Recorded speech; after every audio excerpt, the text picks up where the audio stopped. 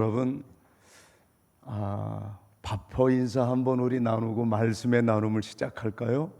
저희 바포에서는 5마디로 서로 인사를 주고받고 한 후에야 봉사할 수 있습니다. 서로 한번 옆 사람 얼굴을 바라보시겠습니까? 좌우로 이렇게 보시고, 당신의 얼굴을 보니 밥맛이 납니다. 실제로 하세요. 두 번째 인사말, 그 말씀 들으니 살맛 나네요. 세 번째 인사말, 느낌이 참 좋습니다. 네 번째 인사말은 조금 멀어도 손을 좀 잡아야 되는데 그냥 뭐 잡기 정 힘들면 그럴 사이가 아니면 옷소매만 잡아도 되고요. 잡았다 생각하시고, 제 곁에 계셔서 제가 행복해요. 5번째 인사말 하이파이브 하시면서 하시는 일마다 잘 되시기 바랍니다. 하시는 일마다 잘 되기 바랍니다. 어느 날 할아버지 한 분이 제 곁에 다가오시더니 이렇게 인사하는 거예요. 목사님 얼굴 밥맛이야. 깜짝 놀래가지고, 우리가 학교 다닐 때 밥맛이야는 칭찬입니까? 욕입니까? 욕이었거든요. 깜짝 놀라서 제가요 밥맛이라고요? 그랬더니 그게 아니고, 목사님, 내가 평소 밥맛이 없다가도 목사님 얼굴만 보면 밥맛이 난다니까요. 이것도 이렇게 구체적으로 풀어 설명해 주시니까 제 가슴이 뜨거워져 가지고, 그래서 제가 2번째 인사말은 제가 한 거예요. 그 말씀 들으니 살맛 나네요. 그랬더니 할아버지하고 저하고 서로 이렇게 인사말을 주고받으니까 자원봉사자가 3번째 인사말을 하신 겁니다. 느낌이 참 좋습니다. 자원봉사자가 할아버지하고 저하고 주고받은 인사말을 듣고 있던 자원봉사자가 일주일 후에 현수막에 아예 인사말 5마디를 써가지고 왔어요. 이분이 아니었으면 오늘 이 바포의 인사말은 없었을 거예요. 4번째 인사말은 할머니가 저한테 하신 말이에요. 그 할머니는 쑥스러워서 이렇게 사람 얼굴 똑바로 못 봐요. 평생 이렇게 몸을 꼭 돌려요. 제 옷소매를 콕 잡더니 몸을 돌리고 하는 말이 저를 울컥하게 했어요. 목사님, 제 곁에 계셔서 제가 행복해요. 저요, 그런 사랑의 고백을 받은 게 30여 년 전이에요. 말할 수 없는 감동이 돼가지고 제가 울컥해서 제가 할머니 곁에 있어서 행복하다고요. 그럼요. 제가 그 할머니를 너무 잘 알아요. 할머니는 자식들이 많아요. 한둘이 아니에요. 여럿이에요. 근데 그 여름에 자식들이 다 이 할머니 거들떠도 안 보는 거야. 할머니는 올해나 혹시 오려나? 설날 때마다, 명절 때마다, 추석 때 꼭 명절날이면 혹시 올해는 올라나? 아이들이 올해는 올라나 하고 그 자식들 기다리는 어머니였어요. 저한테 그때 초창기에 저를 목사로 인정해주고, 목사님, 저를 위해 기도해 주세요. 저희 자식들을 위해 기도해 주세요. 기도 부탁한 최초의 할머니예요. 그 할머니가, 목사님, 비록 내 자식들 이렇게 나 찾아오는 놈이 한 놈도 없지만 저는 원망하지 않아요. 아이들 불평하지 않아요. 일체 탓이 없습니다. 제 자식들을 나무라지 마세요. 목사님, 우리 새끼들 위해 기도해 주세요. 그리고 자식들 이름을 저한테 써서 기도해 달라고 그러던 할머니예요. 제가 얼마나 많이 울었겠습니까? 그래서 할머니 하시는 일마다 하나님이 도와주실 거예요. 자식들에게도 내가 이 할머니 거들떠도 한 번은 자식들에 대해서 제가 그렇게 마음이 가지 않았지만 이 할머니의 간절한 부탁 때문에 자식들을 위해서도 제가 눈물로 기도했어요. 그랬더니 할머니가 제 눈물을 닦아주시더라고요.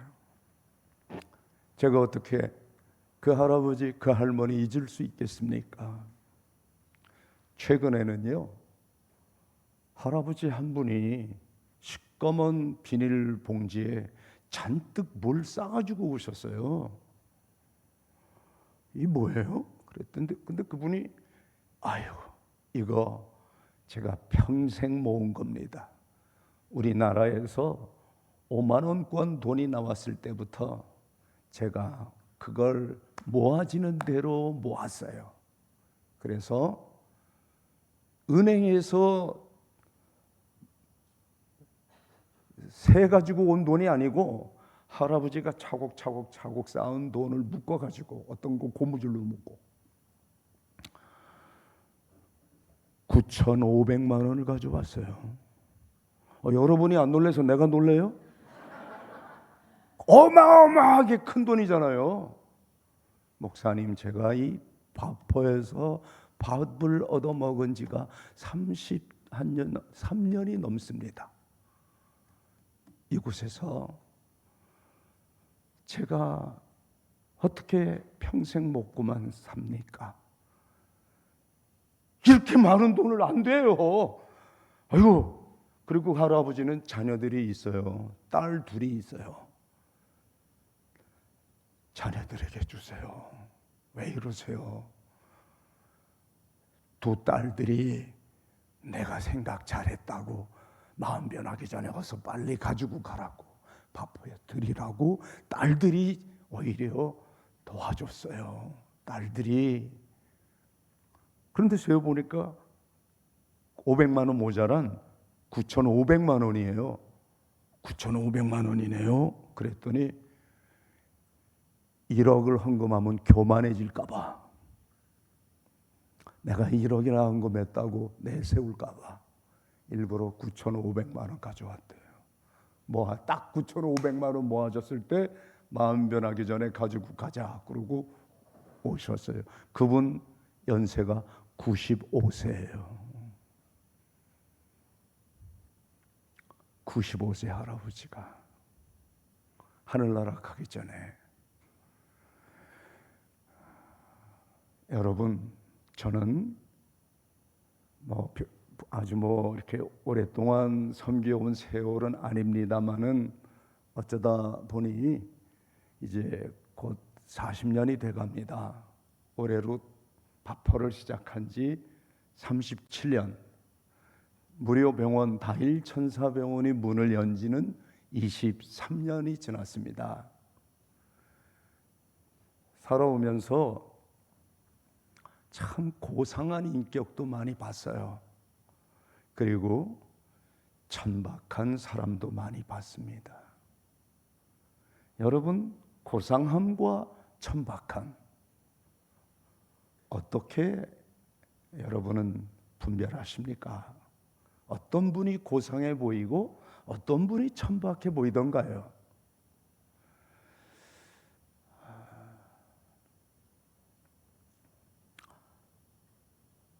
한 나라 대통령도 이기심에 쩌든 사람은 천박해 보이더라고요.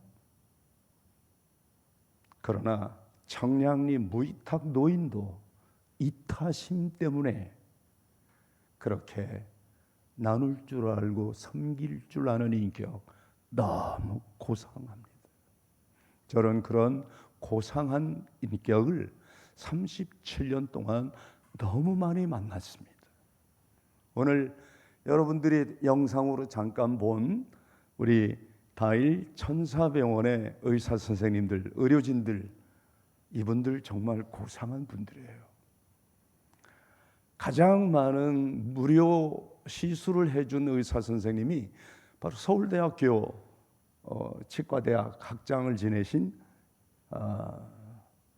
정필훈 박사라는 분인데, 이분은 우리 다일 천사병원에 와서 수술해 준 아이들만 100명이 넘고요, 해외 가난한 나라 빈민촌에 가서 소위 우리말로 옛날에 언챙이라고 그랬죠. 99개월 어린이들 수술해 준 경우는 너무 많아서 숫자를 헤아릴 수가 없어요. 단 한 번도 보상을 요구하지 않고 대가를 바라지 않고 그렇게 아낌없이 자신의 시간을 드리고 물질을 드리고 그것도 자기 걸 다 내주면서 기쁘게 섬기는 사람들 볼 때마다 그 고상함에 매료가 되더라고요. 하나같이 국내나 해외나 그런 나눌 줄 알고 섬기는 귀한 일꾼들이 여전히 아직도 많이 있다는 사실을 잊지 마시기 바랍니다. 우리 오늘 같이 저녁에 만나서 같이 식사를 나눴던 장로님 두 분과 우리 유관영 목사님 같이 얘기를 나누다가, 아니 어떻게 유료병원도 아니고 무료병원이 23년 이상 이게 문을 안 닫고 운영되는 것 자체가 이거 너무 놀랍고 기적입니다. 그러는데 정말 기적이에요. 저는 한 일이 아무것도 없고요, 그저 시작만 한 것뿐이고 방금 전에 말씀드린 고상한 인격의 그리스도인, 다른 말로 말하면 성숙한 그리스도인들이 오늘 천사병원을 천사병원 되게 하고 바퍼를 바퍼되게 하고 있습니다. 지금 현재 다일 천사병원 의무원장님은 바로 옆에 여기 분당 차병원 있죠? 거기 딱 터였어요. 아주 잘 나가는 분이었습니다. 돈도 많이 벌었죠. 그분 남편은 정형외과 의사시거든요. 두 부부가 밥 먹다가, 여보, 근데 우리가 돈 벌려고 의사 된 거 아니잖아. 그렇지? 그러면서 우리 둘 중에 하나만 벌어도 먹고 사니까 한 사람은 봉사하며 살면 어때? 그 자리에서, 아니 요즘 다일 천사병원에 의사 선생님 찾고 있다는데 그러면 한번 지원해 볼까? 이분이 이제 국경 없는 의사회 소속이 돼서 가끔 봉사도 하셨던 분이거든요. 그러지 뭐. 그 자리에서 두 부부가 합의하고 그때 오늘까지 지금 14년째입니다. 한 분밖에 안 놀랬어 지금. 다시 한번 14년째입니다. 그렇죠. 아름다운 교회 성도님들, 이런 응답이 있어야 이게 우리 사흘 동안 서로 행복해져요. 정말 놀라운 일이에요. 그죠? 만약 이분이 요즘 의사 선생님 한 분, 아이고 상상도 못해요. 우리 감당 못해요. 의무원장님 그렇게 봉사하시지만 아예 자신의 이름을 걸고 한 분 의사는 반드시 그래야 되거든요. 나머지 의사 선생님들 다 일주일에 하루 또는 일주일에 반나절 이렇게 와서 자기가 일하는 병원, 자기가 문 개업하는 병원, 의원, 다른 의사 선생 앉혀놓고 자신이 와서 봉사해요. 그 나누며 섬기는 기쁨, 그거 해본 사람만 아니까 기뻐서 하는 일입니다. 마지못해 억지로 부탁하니까 그걸 어떻게 그렇게 오랫동안 하겠어요? 거기 치과 선생님은 지금 23년째입니다. 문 연 개원할 때부터 지금까지. 이야, 이런 분도 있다는 거예요. 제가 내일이나 내일 모레 한번 좀 모시고 올까? 정말 여러분, 제 눈에는 그런 분들이 너무 많이 보이는 걸 어떻게 해요? 해외 가도 마찬가지예요. 또 이왕 말한 김에 얘기할게요. 여기 저 강남에 B&B 안과라고 혹시 가본 적 있나요? 여러분 중에? 안과 병원이 있어요. B&B. 거기 이인식 박사님이 병원장인데 지난해 참 그 시간 내기 참 바쁜 분인데 일주일 시간을 내서 캄보디아 뽀샵주라는 곳에 CM립에서 바로 저 건너편 호수 건너편에 있는 아주 시골 마을인데요. 백내장, 녹내장 환자 100명을 수술해 주셨어요. 그거 아니 100명 그 수술 그 모든 장비를 다 가지고 간 거예요. 그리고 저희 다일 천사병원에 그분이 20년 전에 기증한 안과 장비 그 뭐 이렇게 눈을 들여다보고 뭐 하는 그 장비 하나만 1억이 넘는데 그 1억 저희한테는 조금 요즘 안과가 안 해요. 우리 다일 천사병원은 초창기에는 문 열 때는 있었지만 지금은 워낙 안과병원 우리가 또 특히 실로암 안과가 있잖아요. 그래서 다 보내드리기 때문에 이거 어떻게 할까요? 그랬더니 캄보디아에 보내드리재요. 그 1억 장비를 보내드렸어요. 보내는 가격을 전부 그 B&B에서 책임을 졌죠. 그러더니 저는 이제 사실은 그건 제가 부탁해서 한 거예요. 우리 가니까 백내장, 녹내장 환자들이 완전 감옥에서 그 감옥보다도 못한 그런 곳에서 캄캄하게 그냥 삽디다. 너무 절망적입니다. 사진도 보여주고 좀 어려운 얘기를 좀 했어요. 당신 같은 의사가 한번 가기만 하면 몇 사람 눈 뜨게 해줄 수 있는데 저 시엠립의 프놈펜 다음으로 두 번째 대도시거든요. 그런데 정식 안과 닥터가 한 명밖에 없어요. 안 놀래네요? 한 명. 아이고 세상에 어떻게 한 명. 그리고 그 이제 약간 엉터리로 배운 사람 4명. 이 4명이 지금 전체 CM립 도의 의사가 한 명의 보조 의사 4. 이거 어떻게 되겠어요? 그래서 당신들이 좀 찾아가서 좀 1년 내내 있기가 힘들면 한 달에 한 번씩이나마 이렇게 좀 교대로 와서 가서 봉사하고 오면 너무 좋겠다.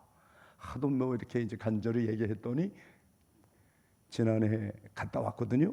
그런데 이번에는 그쪽에서 부탁하는 거예요. 목사님, 올해도 갈 테니까 꼭 같이 가요. 그래서 11월 마지막 주에 갑니다. 이번에도 최소한 100명 수술할 수 있게 모든 의료 장비를 가지고 가겠습니다. 정말 이럴 때마다 살맛이 나요. 얼마나 감사한지 모르겠어요. 그런데 만일 참된 섬김이 되고 봉사가 되고 정말 나눔을 실천한다고 하면 거기엔 보상이나 대가를 요구하면 안 되겠죠. 그건 직업 행위지 나눔이 아니잖아요. 참 사랑의 나눔과 섬김에는 보상을 요구하지 않는다. 대가를 바라지 않고 오로지 하나님 기쁘시게 하고 이웃을 행복하게 하고 이 세상을 아름답게 만들어가는 아름다운 교회 성도님들처럼 그렇게 나눔과 섬김을 실천하는 교회 되기를 주의 이름으로 당부합니다. 그러려면 저는 오늘 첫날 우리가 함께 다루어야 할 문제는 마음의 문제입니다. 오늘 성경 본문이 잠언 4장 23절 말씀이죠. 잠언 4장 23절의 말씀, 모든 지킬 만한 것보다 더욱 누구 마음 지키라 그랬습니까? 내 마음을 지키라. 생명의 근원이 이에서 남이니라. 여러분, 그렇게 잘 나가던 사람이, 그 유명한 사람이 어느 날 검찰 포토라인에 서서 참 온 국민들이 비난하고 지탄받는, 많은 사람들을 이렇게 실망시키는 모습 우리가 TV를 통해서 자주 봅니다. 그 이유가 뭘까요? 지금 교도소에서 고생하는 사람들 참 많습니다. 저는 오늘 오다가 저 건물이 뭘까? 우리 집사님 한 분이 저를 여기까지 데려다 주셨거든요. 저 운전해 주시는 집사님한테 저 건물이 뭐죠? 제가 잘 많이 오고 가지를 않았어요. 저거 강북 지리는 훤히 꽉 잘 아는데 강남은 잘 몰라요. 오다가 뭘까 하고 이렇게 봤더니 동부구치소 이렇게 써 있더라고요. 구치소가 저렇게 큰 건물이어서 저렇게 저 구치소에 사람들이 저렇게 지금 많이 있을까? 그 생각이 드는 거예요. 여러분, 왜 구치소에 갔죠? 왜 교도소에 갔죠? 물론 지금도 구치소에 있거나 교도소에 있는 사람 중에 억울하게 간 분도 있을 거예요. 죄 없는데 누명을 쓴 분도 있을 거예요. 가끔 그런 일도 있으니까요. 그러나 자타가 공인하는 범죄자라면 그 이유가 분명합니다. 한순간 마음을 지키지 못한 연고겠지요. 마음을 지키지 못해서, 지켜야 할 양심 지키지 못해서, 마음 지키지 못해서, 다른 사람 마음도 아니고 내가 내 마음 지키지 못해서. 저희 어머니가 한때 그런 분이었어요. 저희 어머니, 제가 올해 이제 70대인데요. 저희 어머니 97세입니다. 오늘 이 시간에도 지금 아름다운 교회 성도 여러분들 위하여 지금 기도하는 분이 저희 어머니예요. 많은 분들이 여러분을 위해 기도하게 하고 있겠습니다만은 적어도 오늘, 내일, 모레 사흘 저희 어머니 기도, 오늘 어머니께서 그러셨어요. 오늘 이른비처럼 은혜가 쏟아지게 하옵소서. 내일은 단비처럼 쏟아지게 하옵소서. 내일 주제가 나눔과 섬김이잖아요. 내일 꼭 오셔야 돼요. 이 주제를 정말 여러분이 걸고 그렇게 은혜를 받기 원하신다면 오늘 오시고 내일 안 오면 꽝이에요. 그런데 한국어는 항상 마지막 말이 중요해요. 사흘째 한 알의 밀알이 되는 삶으로 늦은 비처럼 임할 줄 믿습니다. 그래서 어머니도 아주 그렇게 기도하시더라고요. 사흘 부흥회 동안 오늘 비가 오시는 걸 보고 오늘은 이른 비처럼, 내일은 단비처럼, 모레는 늦은 비처럼 은혜가 척척히 내리게 해 주시옵소서. 아멘. 여러분, 그 어머니가요, 이북에서 태어나셨거든요. 저희 어머니가 황해도 송화가 고향입니다. 송화 아주 부잣집 딸로 태어났어요. 저희 외할아버지가 소위 대지주, 불로지주, 그렇게 공산당들이 얘기했죠. 6.25 전쟁 터지기 전에 저희 외할아버지, 외할머니는 너무 핍박하니까 산으로 피신했어요. 그 후부터 어머니는 아버지 소식, 어머니 소식, 저희 외할아버지, 외할머니 소식 모르고 지금까지 지내는 거예요. 어느 날 산에 피신한 저희 외할아버지가 어머니에게 편지를 쓰셨어요. 쪽지죠. 쪽지를 딱 보니까, 딸아, 장현내 내 친구가 있다. 친구 아들 녀석 최희화가 괜찮은 녀석이라고 한다. 시집 가거라. 어머니는 쪽지 하나 들고 시집 간 분이에요. 저희 아버지 얼굴 한 번 안 보고 저희 아버지는 바닷가 장영군 소래면, 우리 소래교회가 제일 처음 교회인 거 아시죠? 거기 크리스천이었어요. 아버지는 근데 그때 집에 없었어요. 보따리 하나 들고 쪽지 들고 찾아갔더니 저희 아버지는 없고 저희 친할머니가 애야, 아이고 불쌍하지. 너희 아버지 어머니는 다 산으로 피신한 채 지금 소식이 없다지. 들어와라. 그래서 첫날 밤을 남편하고 지낸 게 아니라 저희 할머니하고 지냈대요. 그리고 한참 세월 지난 다음 아버지가 나타났어요. 아버지는 그때 어디 계셨냐? 메가더 장군하고 같이 있었어요. 안 놀래니까 내가 또 좀 이상하네. 인천 상륙 작전의 주인공 메가더 장군, 여기 이정재 역할로 나온 사람이 해군 특수부대 중이잖아요. 이정재. 그래야 아시죠, 여러분들이? 그 임병래 중위는 이름을 잘 모를 거예요. 그 8m 등대 불을 밝히기 위하여 이정재가 올라가죠. 바로 다음 사람 한 사람이 올라가는데 밑에 켈로 부대 대원, 그분이 저희 아버지예요. 아, 이제 아셨구나. 그래서 저희 아버지가 종전 60주년 만에 이 사실이 밝혀져 가지고, 그것도 워싱턴 전쟁 박물 기념관에 자료가 60년 만에 나오면서 그걸 국방부가 입수하고 아버지에게 화랑부공 훈장을 주셨답니다. 그래서 아버지는 지금 어디 그 훈장이 가 있냐면 특전사 기념관에 있어요. 특전사는 저희 아버지를 자신들의 원조다, 조상이다. 왜? 한국에서 최초로 고공 낙하 침투 훈련을 받은 사람들이고 시킨 교관이 저희 아버지거든요. 그때 아버지는 오키나와에 가서 메가더의 지원을 받고 지령을 받고 우리 평안도에, 황해도에 영어 좀 하고 이렇게 반공 투사들을 모아서 대한민국 최초로 본인 자신이 뛰어내렸고 낙하산 메고, 그리고 낙하산 침투하는 교관이었어요. 아, 그 아들이 그 아버지고 그 아버지 그 아들 같죠? 저도 목사가 안 됐으면 틀림없이 육사 출신의 군인이 됐을 거예요.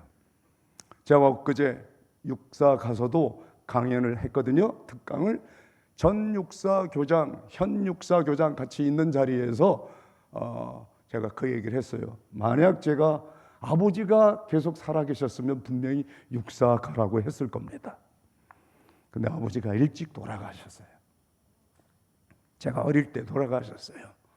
그때부터 저희 어머니는 마음을 지키지 못하는 염려병 환자가 돼서 자나깨나 눈물만 흘렸어요. 그 아버지가 너무 좋대요.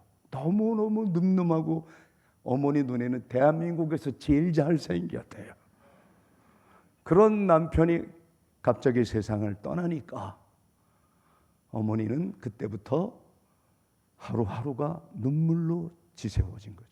그저 나오는 이 눈물과 한숨밖에 없더래요. 그때 6.25 전쟁 중에 저희 큰 누나를 낳고 휴전이 되자마자 저희 작은 누나를 인천에서 낳고, 저도 인천에서 낳으려고 그랬는데 어떻게 서울에서 영등포에서 낳대요. 저는 영등포에서 태어나서 영등포에서 쭉 자랐어요. 영등포에 있는 한영교회가 저의 모교회예요.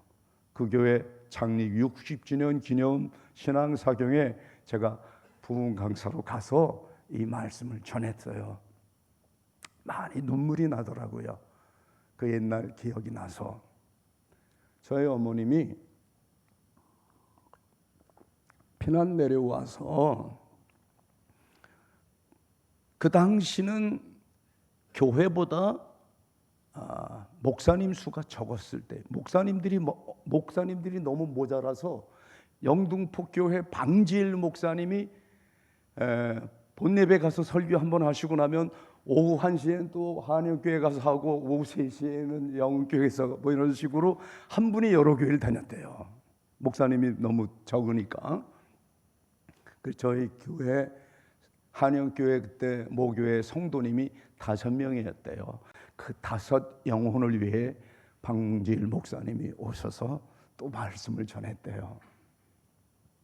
그때까지는 어머님이 참 그렇게 염려병이 없었는데 그때 이제 영등포 오류동이라는 곳에 이사를 가고 아버지는 안 보였던 거예요. 그리고 어느 날 그렇게 일찍 세상을 떠나셨어요.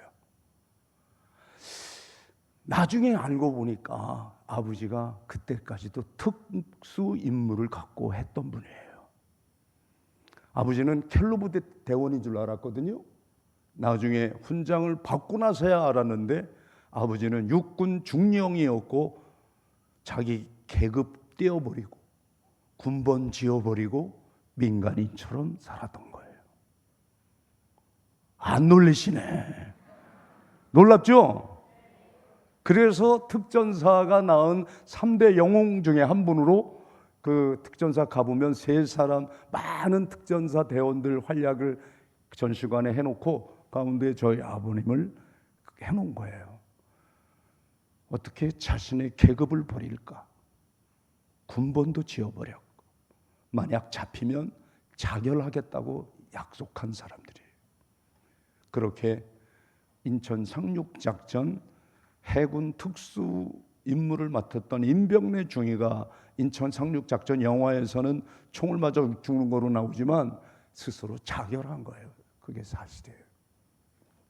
다 그때 당시는 만약 체포당할 경우엔 비밀을 혹시 고문받다가 털어놓을 수도 있기 때문에 그렇게 자결하는 걸 마땅히 여겼고 그렇게 각오한 분들이라는 거예요.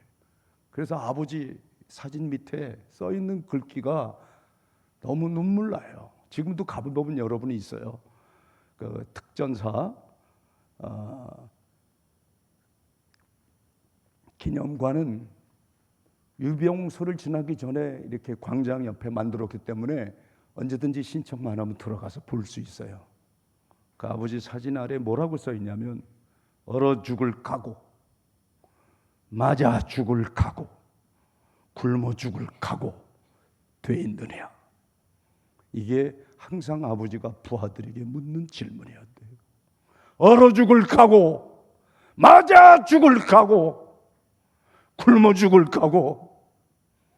총 맞아 죽는 건 당연하고. 아버지 총상이 많아요. 제가 한 번은 이 다리에 관통한 총상 그 자국을 보고 어린 시절 물어봤어요. 어린 시절, 아버지 이 흉터는 언제 생긴 거야? 왜 생겼어? 아버지 이거 뭐야? 그랬더니 아버지 말씀이 지금도 잊혀지질 않아요. 그 어린 일도를 향해, 일도야, 네 눈에는 흉터로 보이니? 이건 흉터가 아니라 흔적이란다. 너의 아버지가 이름 없이 빚도 없이 나라를 위해, 자유 대한민국을 위해 싸우다가 생긴 흔적이야. 내 눈에는 흉터로 보이지 않고 아름다운 문이란다. 그때 저는 뜻도 의미도 몰랐어요. 오랜 세월 지나서야 아버지가 하신 그 말씀이 이제서야 깨달아지는구나 하고 많이 그리워서 울었던 기억이 납니다. 여러분, 그런 흔적 있습니까? 참 사랑의 나눔과 섬김을 실천하다 보면 마음에도 몸에도 그런 흔적이 있답니다. 그리스도, 그분이 선물로 주신 흔적이에요. 그러니 너무 여러분 혹시 누군가를 사랑하다가 교회를 섬기다가 사랑을 실천하다가 실망했다, 절망했다, 괴롭다, 다 그 상처, 그 앙금 쓴 뿌리 이번 기회에 다 씻음받고 아름다운 무늬로 변하는 역사가 일어나기를 축원합니다. 그런 사람들이 섬기는 거예요. 나누는 거예요. 그저 일하면서 봉사한다 그러면서 원망이나 하고 불평이나 하고 탓이나 하고 힘겨루기 하고 패가르기 하고 누가 더 잘했냐, 그건 천박한 영혼이 하는 거예요. 여러분, 우리 아름다운 교회에 딱 한 부서만큼은 그저 칭찬만 필요해요. 인정만 필요해요. 잘했어요, 잘했어요, 모두 잘했어요. 아이고 너희들 참 잘했구나. 유치부요, 유치부.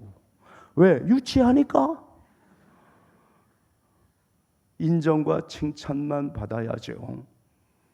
그러나 예수 믿은 지 10년 지나고 20년 지나고 30년 지나도록 인정받고 칭찬만 받겠다고 하면 마음 지키지 못한 겁니다.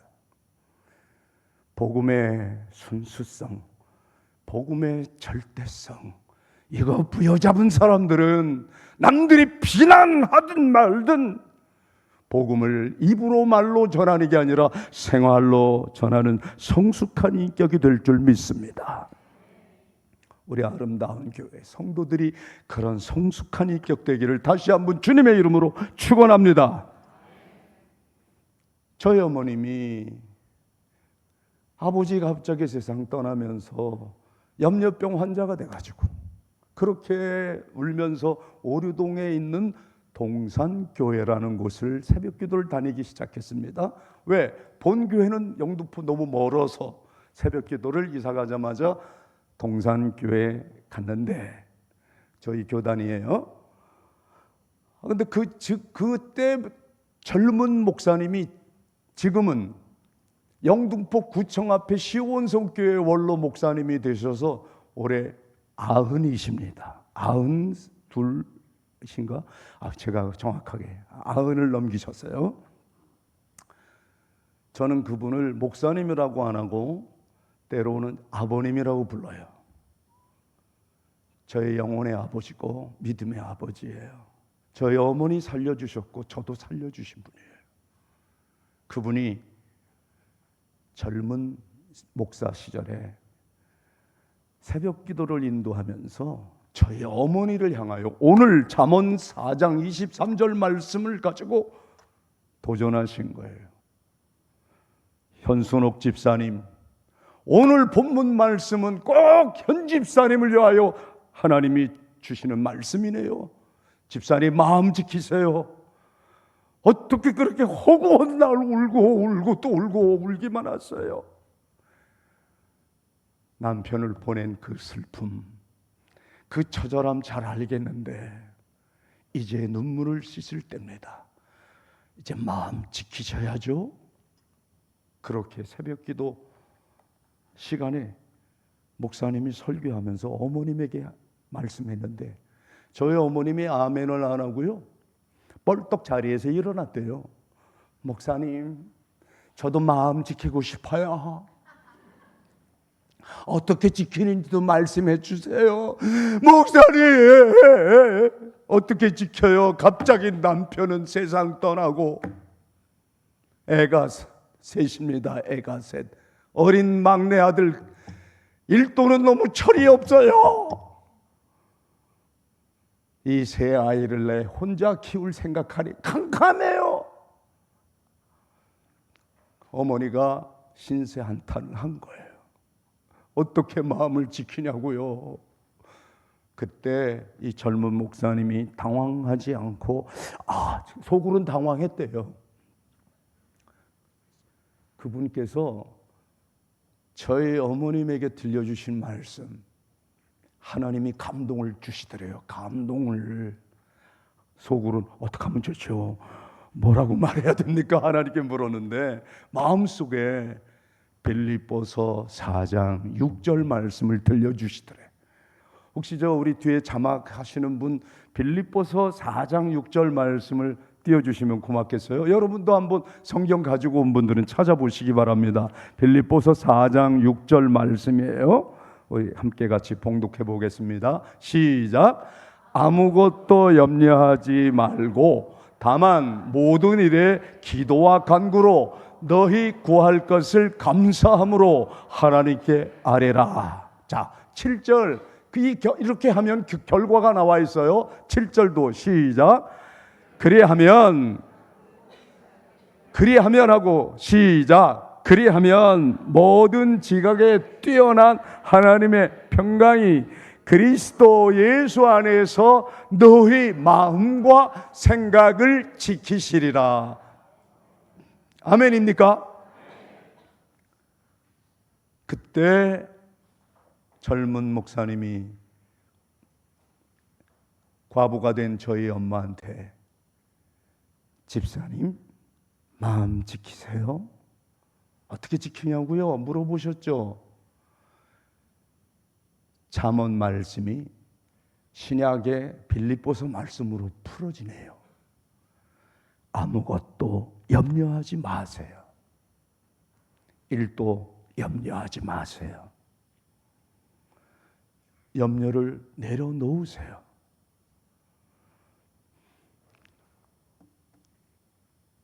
모든 일, 모든 지킬 만한 것보다 더욱 집사님 마음 지키세요. 어떻게? 아무것도 염려하지 말고, 이게 처음이에요. 제일 처음 할 일이에요. 기도보다 먼저 할 일이에요. 기도보다 먼저 할 일이 있어요? 그럼요. 기도보다 먼저 할 일이 마음속의 염려를 내려놓고 기도하세요. 순서잖아요. 아무것도 염려하지 말고 그 후에 할 일이 뭐예요? 기도로, 간구로, 감사함으로 하나님께 아뢰라. 그 결과가 그리하면입니다.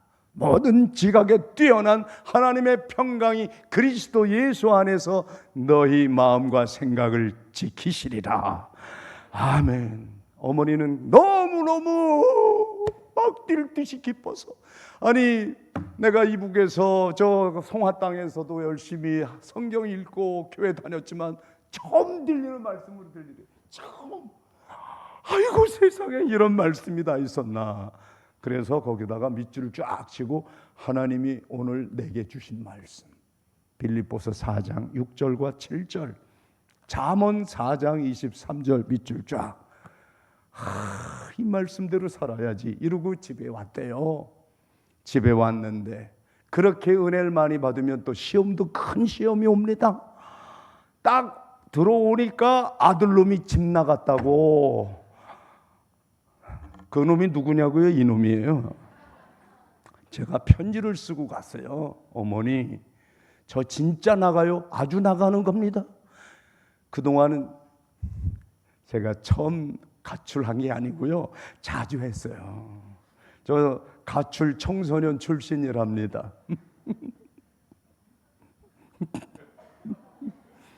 혹시 여러분들 집 자제 중에 집 뻘뻑하면 집 나가는 놈이 있습니까? 염려하지 마세요. 오늘부터 염려하지 말고 기도로, 간구로, 감사함으로 아뢰시기 바랍니다. 어머니가 편지를 보자마자 그놈의 새끼 또 나갔어? 아닙니다. 그래, 오늘부터 내가 결심했지. 아무것도 염려하지 않기로. 목사님이 얘기했어요. 1도도 염려하지 마세요 그랬어요. 특히 어머니가 곧바로 버스 종점으로 뛰어오신 거예요. 저희 집이 달동네 중턱이었어요. 버스 종점에서 달동네 중턱이 다 보입니다. 그때 집이 몇 채 없었기 때문에 125번 버스 종점, 영등포 오류동 버스 종점, 거기에 저희 집이 보였어요. 거기서부터 어머니가 뛰어내려오는 거예요. 1도야! 버스 기사님이 문을 안 열어줘요. 왜? 저 할머니가, 할머니래, 아줌마가 뛰어내려오니까 저희 어머니가 뛰어내려오니까 저더러 딱 벌써 그분은 눈치가 구단입니다. 집 나온 새끼인 줄 알아. 네 어머니가 허락해야 내가 너 버스 태워주겠다 하고 시동만 무릉무릉 켜놓고 출발을 안 하시는 거예요. 드디어 어머니가 제 등 뒤에 오셨어요. 평상시 같으면 어떻게 했겠습니까? 등짝부터 때립니다. 이놈의 새끼 또 나가. 야, 공부해야지. 공부해서 남주냐? 너 열심히 공부해서 인류 고등학교 가야 네가 살고 우리 집안이 살지. 이놈의 새끼야. 어머니가 평상시엔 그랬는데 그날은 말씀을 받은 그날 어머니가 변했어요. 달라지셨더라고요. 정말 제가 어린 제가 놀랐어요. 어머니가 변했어요. 뭐라고 하시는지 아세요? 제 등 뒤에서 딱 제 등에 손을 대고 하는 말씀이 잘 가라. 이 말 해주려고 왔다. 하나님이 너와 동행하시기를. 집 나가는 새끼한테 하나님이 동행하기를. 그러면서 나는 아무것도 염려하지 않기로 했다. 너를 위해 기도로 간구로 감사함으로 하나님께 아뢰기로 했다. 잘 가라. 제가 놀래가지고 평소에 우리 어머니가 아닌데. 그리고 어머니가 싹 돌아서서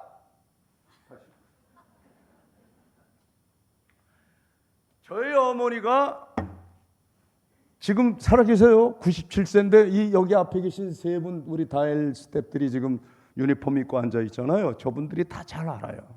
엊그제도 보고 왔어요. 저희 어머니가 키가 작아요. 그래서 집사 시절에도 삭개오 집사, 키가 작아서. 권사 시절에도 삭개오 권사. 어머니가 전도사로 은퇴하셨습니다.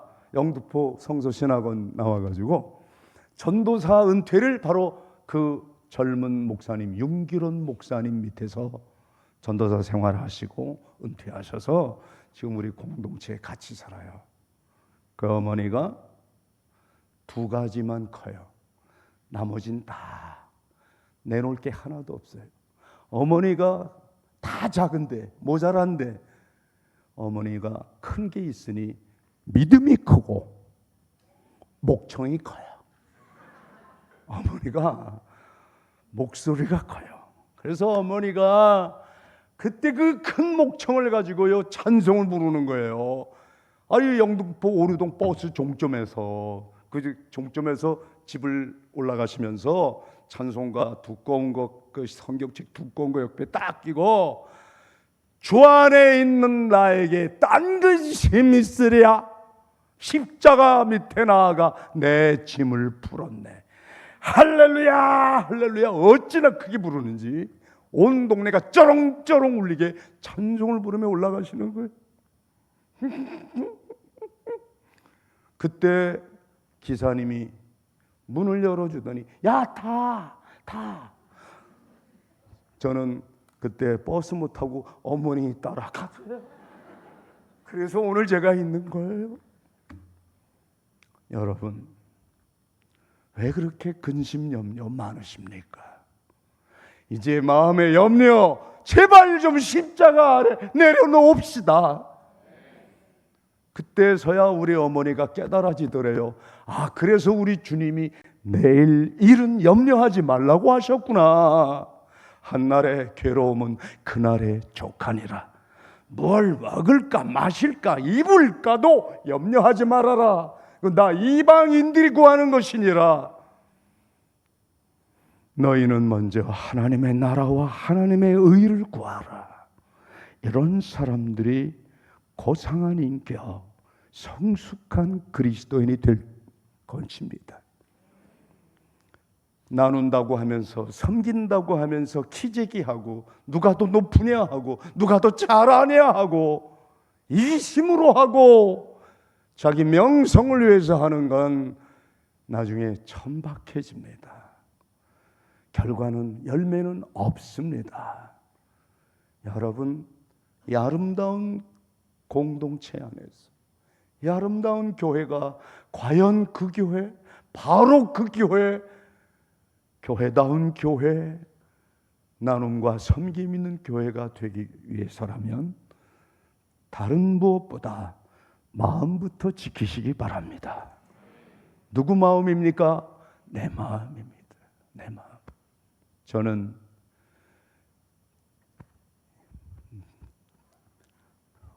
그런 어머니 덕분에 참 오늘 이렇게 지금 여러분 앞에서 말씀을 전하는 사람이 됐는데요. 저희 어머니가 전도사 시절에 저 시험 많이 주셨어요. 어머니가요 너무 염려 안 하니까 그것도 시험거리더만. 왜냐면요 제가 총각 시절에 결혼하기 전에 병원에 입원했어요. 그런데 어머니가 염려가 안 된다고 와보질 않아요. 그때 어머니 합동 측교회 전도사였어요. 합동 측교회. 합동은 다 그런가 싶었어요 정말. 어머니가 은퇴는 통합 측에서 했는데 어머니가 글쎄 성전에서 40일 작정 기도를 하기로 했다고 아들을 병원에 입원했다는데 와보지를 않아요. 왜? 40일 끝난 다음에 간다고. 이 성전을 떠나지 아니하고 기도하기로 하나님과 약속했다고 와보지 않아요. 그때 전화기가 없던 시절이잖아요. 간신히 교회 옆집에 전화해서 그분이 또 목사님에게 알려주고 목사님의 어머니에게 알려줘서 어머니가 소식을 들었는데도 안 오니까 간호사가 와서 하는 말이 기가 막혀요. 아마 친어머니가 아닐 겁니다. 저 지금 시험 들었었어요. 그런가 봐. 그런가 봐. 또 어머니가 언제 오셨냐? 퇴원하는 날 왔어요. 어머니가 헬쑥해가지고 난 그런 어머니가 자랑스럽기보다는 너무너무 미워서 싫어서 탁 돌려. 낳지나 말지, 낳지나 말지. 전도사 자식들은 다 이렇게 외로워야 되나, 울어야 되나. 속으로 그랬다고요. 하고 막 울면서 어머니가 또 울면서 아들아 미안하다. 아들아 나는 이렇게 생각해. 그래도 아들 하나, 그때 외아들이잖아요. 외아들 귀한 시절이잖아요. 그때는 외아들로 하나 병원에 했다는데 안아보는 엄마가 세상에 어딨냐. 하나님과 약속이 먼저라서 그 약속 지켰더니 하나님이 너를 이렇게 오늘 일찍 태어나게 하셨다고 난 믿는다. 아멘이 안 나와. 근데 이제 생각하니까 그 어머니의 기도가 있어서 오늘 제가 있는 줄 믿습니다.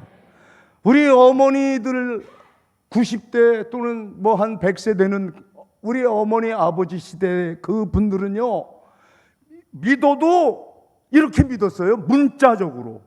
그리고 정말 철저히 믿었잖아요.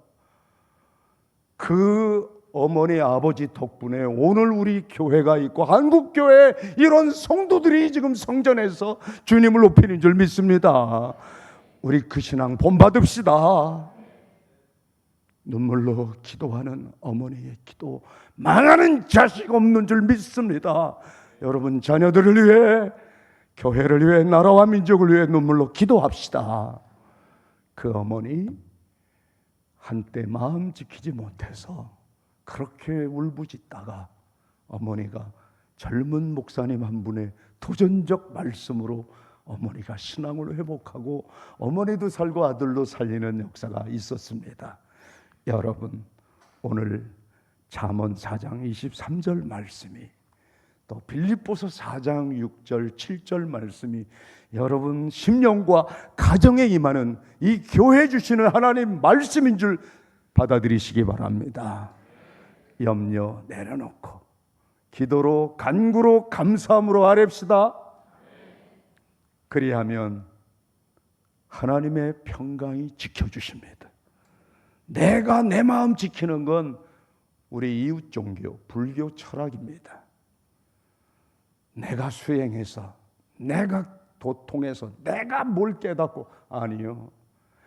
주어는 내가가 아니라 하나님의 평강이 내 마음속에 임할 때, 그때 내 마음 보이지 않잖아요. 만질 수도 없어요. 그 마음 깊은 곳에 성령의 터치, 성령께서 여러분 마음을 만지는 역사, 오늘 이 말씀 중에서도 내일도 내일 모레도 계속 이루어지기를 간절히 빕니다. 성령께서 마음 만지실 겁니다. 여러분 새롭게 빚어주실 줄 믿습니다. 마음 문을 활짝 여시고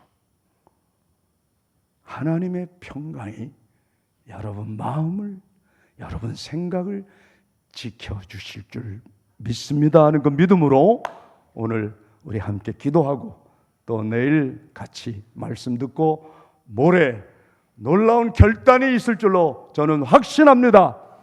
기도하겠습니다. 하나님 감사합니다.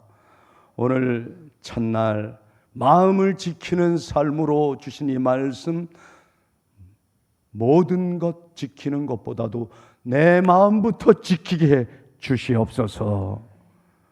기도로 간구로 감사하는 삶으로 이제 하나님께 아뢰겠습니다.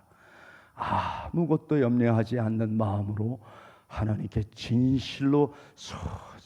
진솔하게 아뢰겠습니다. 우리의 기도 들으사 응답하여 주시옵소서. 예수님의 이름으로 간절히 기도합니다. 아멘.